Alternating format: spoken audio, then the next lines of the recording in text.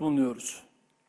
Kabinemizde aldığımız kararların We are concluding a cabinet meeting in which we have discussed many issues. I wholeheartedly wish that the decisions we have taken in our cabinet will lead to good outcomes for our country, our nation, and all humanity. I sincerely thank everyone, regardless of their political view or ethnic origin, whose heart beats for Turkey, who works for Turkey, and who feels concern for Turkey. Before moving on to the details of our meeting, I would like to underline one point. My dear nation, dear friends, we are going through a fragile period in which we feel most intensely the negative effects of the cracks in the global system. When we look at our close surroundings, we see that wars, conflicts, tensions, and political and economic fluctuations are never absent. We are right in the middle of a process in which the region Turkey is part of matches the poet's expression fate has kneaded us in the grip of the scorpion. In my previous speeches, I mentioned an approaching global storm and drew attention to the fact that it would unsettle stones on different continents. I also stated that Turkey has the means and capabilities to manage this storm with composure. When we briefly review the 11 months of 2025 that we have left behind, we observe that under the management of competent, experienced, well-equipped, and hard-working teams, our country has successfully overcome the difficulties. Despite all the negativities around it, Turkey, thank God, preserves its quality of being an island of stability, an island of peace and security. Despite the opposition's objections, we now understand much better the value of the strong infrastructure we have brought to our country in every field over the last 23 years. The strategic importance of many projects that we realized with the build-operate-transfer model in periods when financing opportunities were relatively abundant, such as the Eurasia Tunnel, Istanbul Airport, the Northern Marmara Motorway, Osman Gazi Bridge, the Izmir Motorway, and the Kanakal Bridge, has become evident today.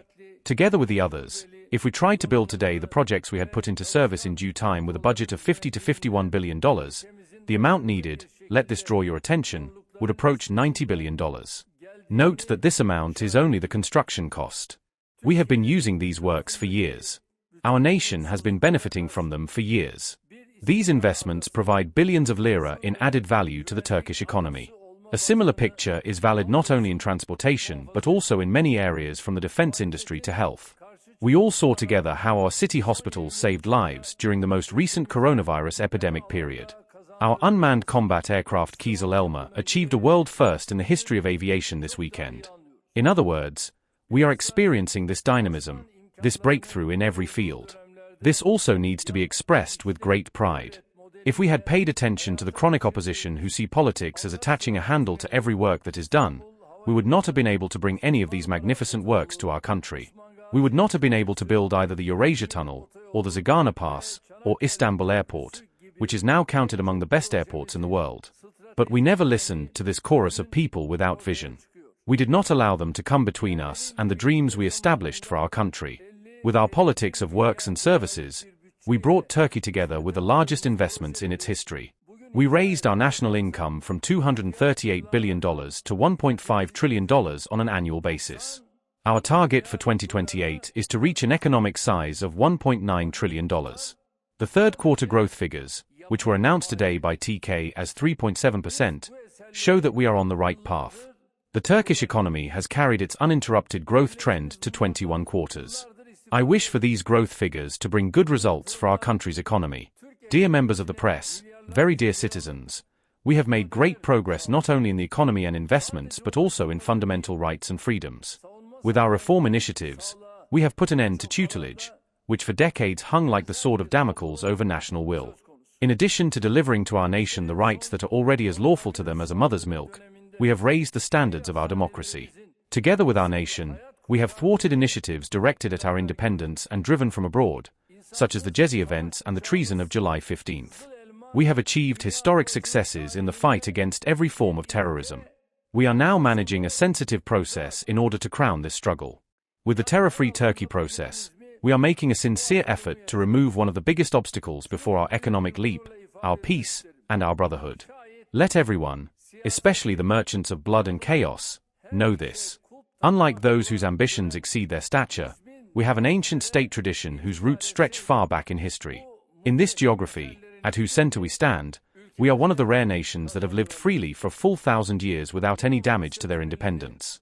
Likewise, we are not a nation that will turn back from its path when its feet are tripped, its way is blocked, or obstacles are placed in front of it. Above all, We are by no means a nation, a state, or a country that will be frightened, scared, intimidated, or bow to the language of threat. Turkey will reach its goals sooner or later, one way or another, but absolutely. Our history is full of countless examples of this. Let it be stated once again with emphasis. Our hearts have been beating together for a full 1,000 years with our Kurdish brothers, our Arab brothers, and other friendly and brotherly communities in our region. God willing, they will continue to beat together in the future as well. Whether Sunni or Shia, whether Kurdish, Arab, or Turkmen. God forbid. If tomorrow any one of us falls into distress, it will not be others' doors that we knock on, but each other's. We will again seek refuge in one another. In this geography where we are the hosts, we will live side by side in a brotherly unity of destiny for many more centuries. Neither short-term calculations nor the recklessness of those who are externally inserted into our region can change this truth or cast a shadow over it. Our geography has had its fill of blood, conflict, terror, and blind violence in which neighbor slays neighbor. We look at matters from precisely this window. As Turkey, whatever we want for our 86 million citizens, we wish the same good things for all our brothers and sisters beyond our borders. Against the networks of chaos and massacre that want to set us against each other and make all of us lose, we advocate winning together through brotherhood. For everyone in this geography who wants to look to the future with confidence, there is and can be no other road, no other remedy, no other method. It is hoped and believed that with the terror-free Turkey process, the belt of brotherhood we will establish in our region will upset all dirty calculations, ruin century-old games, and open the doors of a new era. Without falling for provocations, without being misled by incitements, without surrendering to the language of anger, we will work sincerely to bring this belt from potential into reality. Let no one have any doubt or concern. 86 million of us will stand shoulder to shoulder, heart to heart, work together, and, God willing, make the 21st century the century of Turkey. Dear members of the press, with this horizon and this sense of responsibility, we have been carrying out intense work both at home and abroad since our last cabinet meeting. On November 18th, we met with our worker brothers and sisters at the 50th anniversary program of our Hakiz Confederation. Once again, we congratulate the Hakiz family on its 50th year and extend our thanks for their contributions to our trade union life. On November 20th, we attended the closing session of the Family and Culture Arts Symposium at the Nation's Library in the Presidential Complex. At this important symposium, many critical issues were discussed, such as urbanization, digital culture, intra-family communication, and population policies. We are working resolutely to strengthen the family, which is the focal point of our national values, to improve our demographic structure, and to ensure that future generations inherit a rich family legacy. On November 24th, Teachers' Day, we came together at our complex with our teachers, who perform one of the most sacred duties in the world, and with our students, who are the guarantee of our future. In the same program, we shared the excitement of the appointment of our 15,000 new teacher candidates whose lots were drawn. Once again, we congratulate our newly appointed teachers and thank our teachers who shoulder our cause of knowledge throughout our country and around the world. On the same day, the President of South Korea was our guest at the complex. Together with the President, we reviewed the broad cooperation opportunities between Turkey and South Korea. After TOG, the company Hyundai will also begin to produce 100% electric vehicles at its factory in Izmit. Let this already be auspicious and blessed. We continue to develop joint projects with South Korea in the field of the defense industry. Our talks on the nuclear power plant also continue. With the Memorandum of Understanding signed between the Korea Electric Power Corporation and Turkey Nuclear Energy Corporation, we have carried the process one step further. On November 25th, we attended a program organized on the occasion of the International Day for the Elimination of Violence Against Women. On this occasion, we shared with the public our 5th National Action Plan to combat violence against women, covering the period 2026 to 2030. We hope that our new action plan, consisting of 5 goals, 15 strategies, and 130 activities, will lead to good outcomes for women. On November 26th, we took part in the 2025 Tayyip Aziz Sankar Science, Service and Incentive Award ceremony organized at our complex. Once again, we congratulate the award recipients with all our hearts. My dear nation, esteemed members of the press, on November 27th, we hosted in Ankara the spiritual leader of the Catholic world and head of the Vatican State, Pope Leo XIV, and his delegation. In our talks, we addressed issues on our common agenda, especially the threats against the institution of family. We once again emphasized the importance of the Alliance of Civilizations initiative, which has reached a total of 160 members under the roof of the United Nations. The rise of Islamophobia in the West in recent times was also high on our agenda. We drew attention to Israel's inhuman attacks in Gaza, targeting mosques, schools, hospitals, and churches as well. We expressed our appreciation for the principled stance of both the late Pope Francis and Pope Leo XIV on the Palestine issue. We conveyed to them the sensitivity we bear regarding the preservation of the ceasefire that has been established with our contribution, the delivery of humanitarian aid to the region, and the protection of the historical status quo in Al-Quds al-Sharif. The fact is that as a nation and as a country, we possess a unique experience in enabling different identities and faiths to live together in peace. This is one of the most important features that distinguish us from other countries. Especially in the period we are going through, this quality and this experience of ours are very valuable. Our citizens of different faiths constitute the human richness of our country. We do not and cannot allow even a single person living on these lands to be marginalized, excluded, or subjected to discrimination. God willing, from now on as well, we will continue with self-confidence to do whatever falls to us in the light of our faith and cultural values. As 86 million, we are Turkey together. We will always continue to say, we are Turkey all together. On November 28th, we were at Istanbul Ataturk Airport for the ceremony of putting into service the 9,200 new vehicles we have provided to our gendarmerie, police, and Coast Guard organizations. We wish that our new vehicles will be auspicious and blessed, and we pray to our Lord to grant success to all members of our security units who perform their duties at the cost of their lives for the peace and well-being of our nation. At this point, something also needs to be expressed. For a long time, the main opposition and its supporters have been trying to cast a shadow over our fight against crime and criminals through so-called reports of front organizations abroad funded by FETÖ members. Instead of supporting this struggle with constructive criticism, they unfortunately ignore the self-sacrifice, efforts, and, above all, the successes of our law enforcement officers with baseless allegations. It must be clearly stated here once again that this is an injustice to our law enforcement forces, who carry out their duties day and night, sometimes at the cost of their lives. According to reports by international organizations, in the fight against such crimes as fraud, theft, sexual assault, intentional injury, and drug trafficking, we are at a much better level than the European countries that the opposition constantly holds up to us as examples. Of course, our preference is that not even a single unfortunate incident occur. We do not want even a single one of our people to be victimized. But when criticizing our government's fight against crime and criminals, we rightfully expect everyone not to exceed the limits of fairness and to show respect for the extraordinary efforts of our law enforcement officers. On this occasion, once again, we commemorate with mercy our heroic martyrs who have given their lives for our homeland, and we offer our gratitude to our heroic veterans. On November 29th, we shared the excitement of our İlim Yayma family at the İlim Yayma Award ceremony, organized for the fourth time this year. We once again heartily congratulate our scientists, to whom we distributed awards in 3 different branches.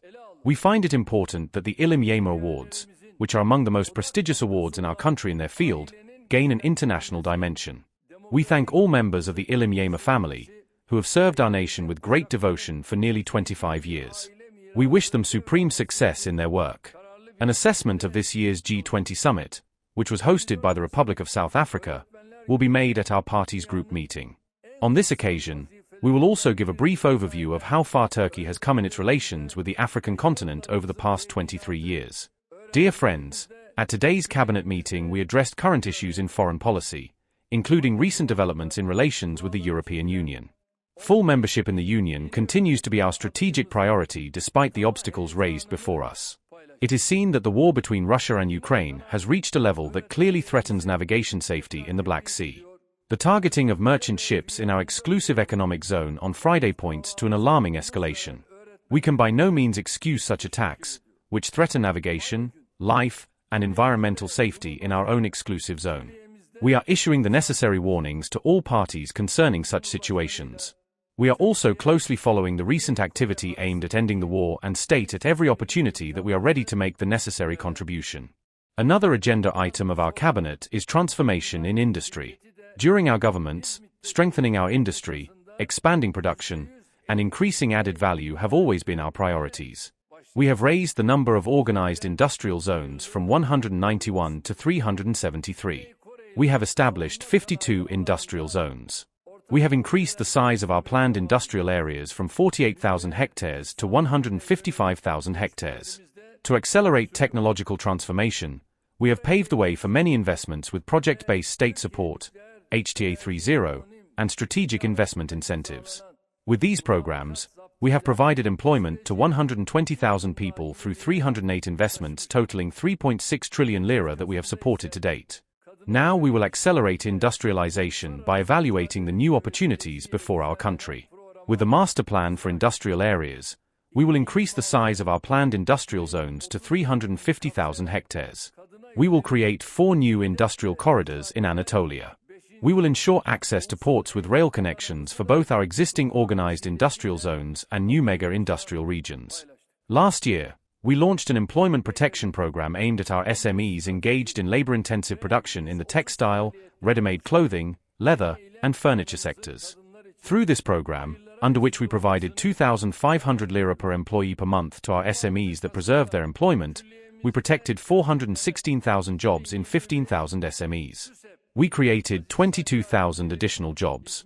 In 2026, we will continue this program by raising the monthly support amount to 3,500 lira and including large-scale firms as well. We will stand by 1.1 million jobs, by our workers, and by our industrialists. We are encouraging the relocation of enterprises in our labor-intensive sectors from major western cities to Anatolian provinces. In facilities to be established in 24 of our provinces, we as the government will cover social security institution premiums for up to 14 years. We are embarking on a brand new mobilization for development, without neglecting any sector, without leaving any of our cities or regions behind. May God open our road and our fortune. With these thoughts, we hope that our cabinet meeting will lead to good outcomes. Once again, we greet you with respect. Stay well.